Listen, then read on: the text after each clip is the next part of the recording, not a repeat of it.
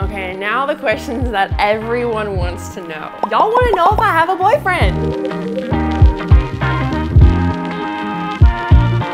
Hello friend, welcome back to my channel. My name is Nicole and Happy New Year! It's so crazy that this is my first video of 2022. I thought we would kick off this year with just a simple Q&A. I don't do these a lot on my channel. If you've been here for a while, you know that I mostly make smoothie bowls and do really fun travel vlogs with my friends, but I took a little break over Christmas because things have been so hectic and crazy, and honestly, a lot has changed. So I figured y'all deserved a good life update. If you're new to this channel, hello, I'm Nicole. It's so nice to meet you, and I'm so glad that you're here. I love making new friends, so do me a favor, drop a comment down in the comment section down below, introduce yourself, tell me where you're from, how you found my channel, maybe give me 3 interesting facts about yourself.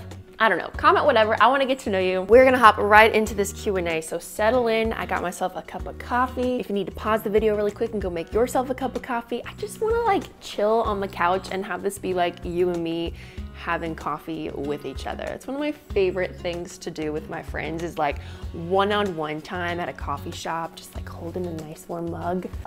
I need to do that this week. And hey, even if you're not new to this channel, if you're an OG and you've been following me from the very beginning, drop something interesting about yourself down in the comments. Introduce yourself, get to know the other people in the chat, because this truly, if you've been here for any length of time, this is a community. We are friends, we are family, we do life together, and I want you guys to get to know each other, but I also don't just want this whole video to be me talking about myself. So join the conversation, join the chat, get to know the people in the comments as I start answering these questions. Okay, let me pull up my list. We'll start off with probably the biggest update you guys want to know. How is your house coming along? You guys, if you don't know, let me catch you up. I spontaneously moved to Nashville at the beginning of 2021. At the end of May, I packed up my stuff and drove an RV across the country, and I bought a house.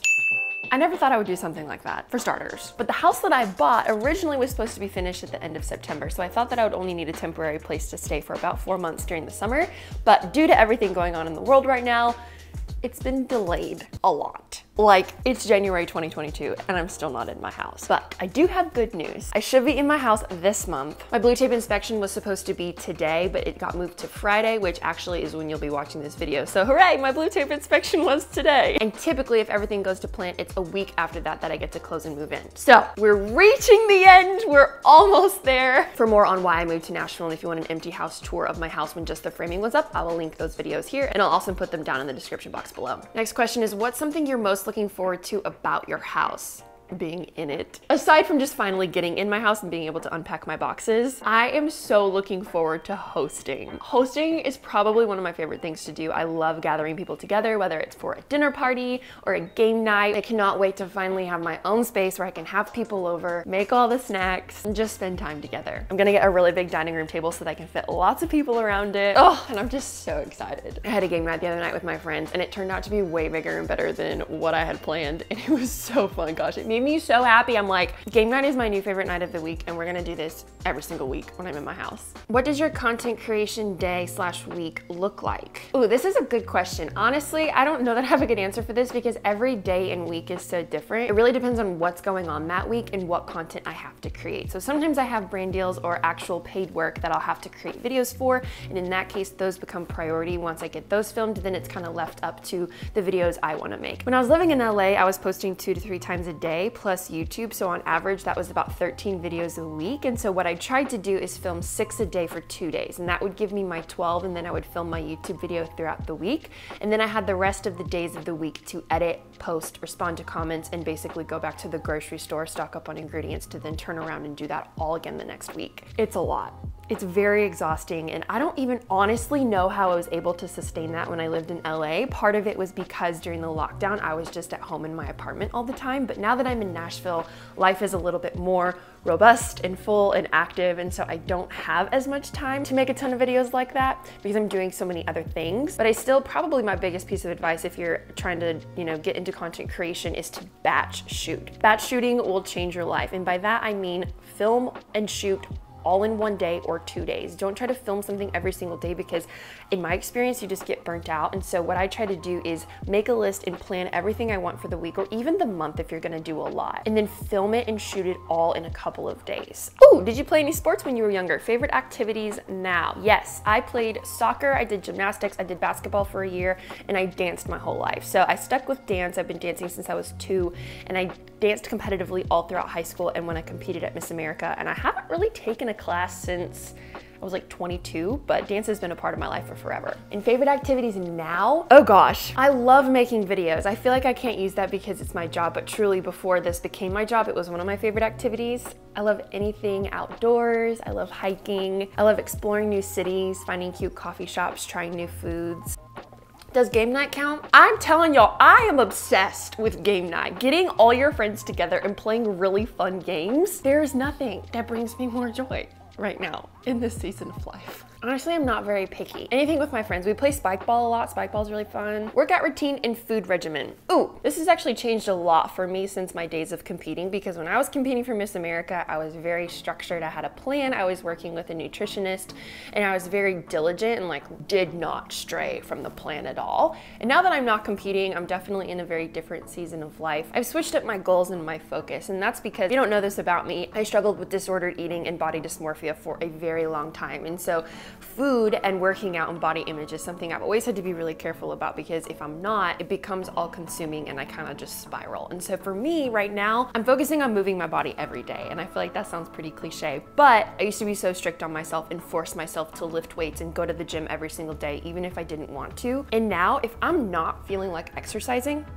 I don't exercise. Or if going to the gym sounds really stressful, I'll just go to the park and go on a walk or go on a hike, because as long as I'm moving my body and I'm focusing on taking care of myself rather than being skinny or looking fit or anything that has to do with the physical appearance, that has helped me so much. And then food for me has changed a lot too. Like I said, I struggled with an eating disorder for a few years, and food used to be all I could think about. And after many years of healing and learning and processing what all that entailed, I've come to this place where I eat when I'm hungry, which is usually all the time.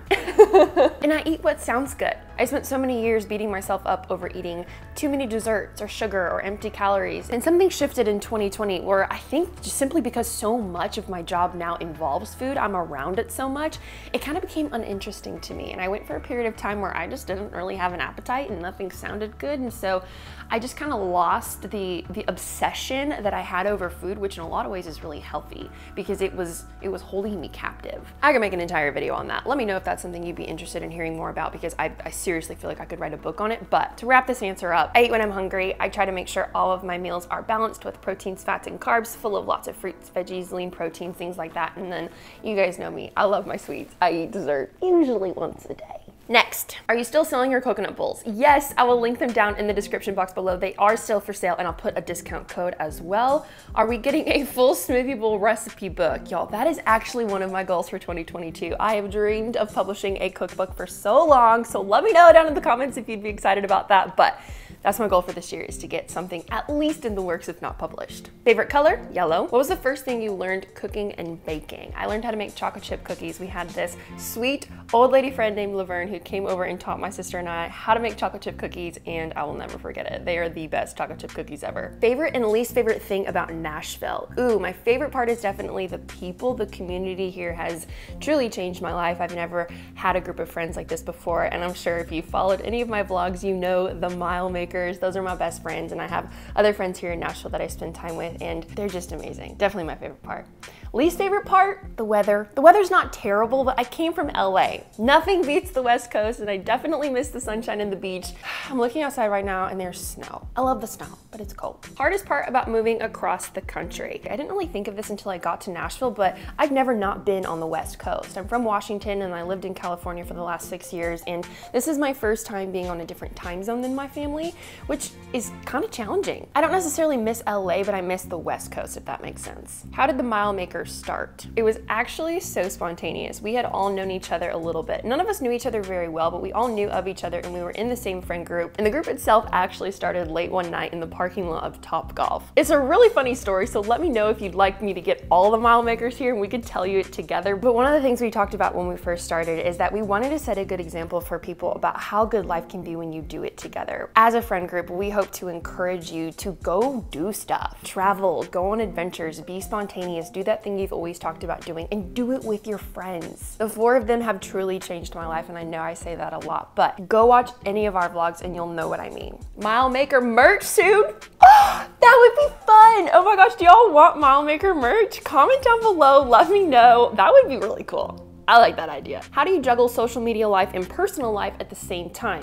Great question. When I first started out doing social media, I really struggled with this, and it actually became a really big problem with my relationships with my friends and family because I didn't juggle it well. But I had to figure out how to separate the two. And that really comes down to setting boundaries. I had to set boundaries between work and life because just like any other job, when you leave the office, you go home and then it's life. But for me, because I work from home and so much of what I do is my life, there was no clear line and distinction between the two, and it literally never stopped. And that was really hard. So setting boundaries helped me a ton. Okay, and now the questions that everyone wants to know. You tell us about almost everything except the dating life. That's okay. Do you actually have time to date? First of all, you asked that in such a kind way. Also, the most asked question on this video was about my dating life. Y'all want to know if I have a boyfriend?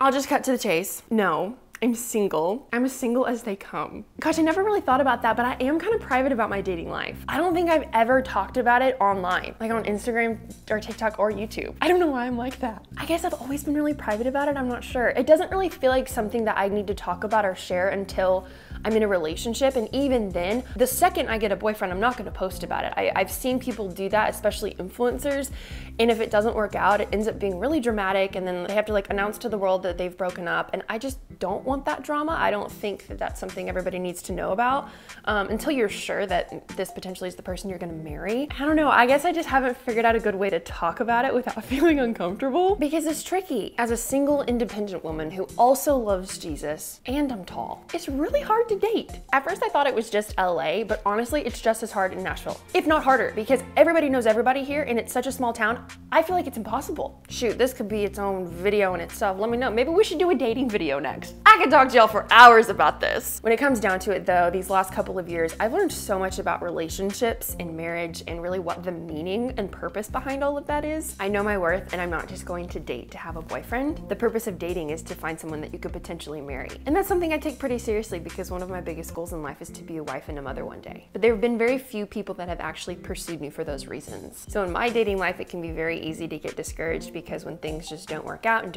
I've experienced going on a lot of first dates and then I never hear from the guy again. Like I'll literally just get ghosted and it leaves me wondering, what's wrong with me? There must be something wrong with me. And I think it's safe to say that I'm not the only girl that feels that way. Whenever I feel like that, I have to go back to scripture. I go back to the word of God and I read what he says about me. And sometimes I even have to declare out loud these affirmations that remind me of my worth, because the truth is if you were worth dying for, you were worth waiting for. And I know that deep down in my heart, and so I'm not gonna settle for anything less. Trust me though, I'm very excited for that season. Can't wait to have a boyfriend. Gonna bake him all the things. And I know that that season of life is gonna be so fun. I fully do trust that God has this in control and that that person is gonna come into my life in his perfect timing, not my own. And if I want a story of a relationship that glorifies him, then he has to hold the pen, which means I can't hold it. My sister said something to me a couple years ago that really brought me a lot of peace because I was really frustrated with being single, but she said, you know, we are meant to be most glorifying to God in whatever season of life that we're in. And so if I were to be most glorifying to God as a married person, I would be married. If I were to be most glorifying to God as an engaged person, then I would be engaged. And so it must mean that I am most glorifying to God right now in this season of my life as a single person, and that is enough. This might not be what you want to hear, but the purpose of life is not to get married. Marriage is not the end all be all. It is not something to be idolized. It is not something to be prioritized above our relationship with God. It is only to reflect the relationship between him and the church. So again, I could do a whole video on that. Let me know if you're interested in hearing more about dating, singleness, and all of those things, because there's a lot. Okay, before this video gets any longer, I think that's a great place to end it. Comment down below if there's any other things you'd like to know. This was such a good catch up. I love doing life with you. I mean that from the bottom of my heart. Thank you for being here. Every watch, every subscribe, every thumbs up, every comment you give on my videos on here, Instagram, and TikTok truly means so much because it allows me to keep doing what I'm doing and keep making super fun videos for you. So if you're not already subscribed to this channel, please do me a favor and hit that subscribe button. Give it a thumbs up if you like it and consider sharing it with a friend. There are more people out there who are lonely and need friends, and we're the community for you. So with that, I love you so much. Have a great weekend and we'll see you next time. Bye.